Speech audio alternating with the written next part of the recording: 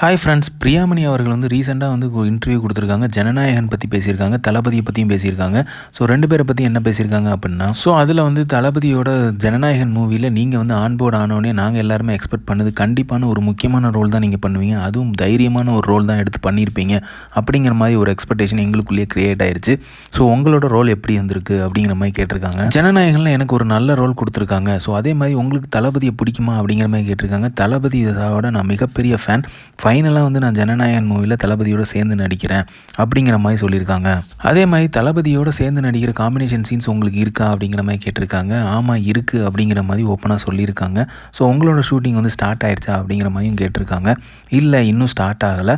இப்போ எல்லாமே தளபதியோட ஷூட்டிங் போர்ஷன் தான் வந்து போயிட்டு இருக்குது. ஸோ அவரோட தான் முடிச்சுட்ருக்காங்க. ஸோ கொஞ்ச நாளில் வந்து என்னோட ஷூட்டிங் ஸ்டார்ட் ஆகும் அப்படிங்கிற மாதிரி சொல்லியிருக்காங்க. ஸோ இவங்க வந்து சும்மா வந்துட்டு போகிற ரோல் கண்டிப்பாக பண்ண மாட்டாங்க. ஏன்னா போல்டான கேரக்டரான ஒரு ரோலை தான் எடுத்து பண்ணியிருப்பாங்க. கண்டிப்பாக அவங்களோட ரோல் வந்து பேசப்படியதாக இருக்கும். ஸோ அந்த ரோலுக்கு தான் வந்து கண்டிப்பாக எச் வினோத் அவர்களும் சூஸ் பண்ணியிருப்பாங்க இவங்கள. ஸோ இவங்களோட ரோல் வந்து நரேன் சார் ரோல் மாதிரியே இருக்கும் அப்படிங்கிற மாதிரியும் பேசப்படுது. ஸோ ஜனநாயகனில் கண்டிப்பாக வந்து இவங்களுக்கு ஒரு இம்பார்ட்டண்டான ரோல் இருக்கும். அந்த ரோல் வந்து பேசும்படுமையாக இருக்கும் அப்படிங்கிற மாதிரியும் எதிர்பார்க்கப்படுது. ஸோ ஏற்கனவே ஹீரோயின் ரோலில் வந்து பூஜா ஹெக்டே அவர்களும் மமிதா பைஜு அவர்களுமே இருக்காங்க. ஸோ அதனால வந்து இவங்களுக்கு என்ன மாதிரியான ஒரு ரோல் அப்படிங்கிற ஒரு எக்ஸ்பெக்டேஷன் இருந்துக்கிட்டே தான் இருக்குது. பட் ஆனால் பவர்ஃபுல்லான ரோல் தான் எடுத்து பண்ணியிருப்பாங்க அப்படிங்கிற மாதிரியும் டாக் போயிட்டுருக்கு. ஒரு பெரிய காஸ்ட் அண்ட் க்ரூ வந்து ரெடி பண்ணி ஜனநாயகன் படத்தில் வந்து இன்வால்வ் பண்ணியிருக்காங்க. ஸோ யார் யாருக்கு எப்படி கேரக்டர் அமைய போகுது அப்படிங்கிறத பொறுத்து இருந்தால் பார்க்கணும்.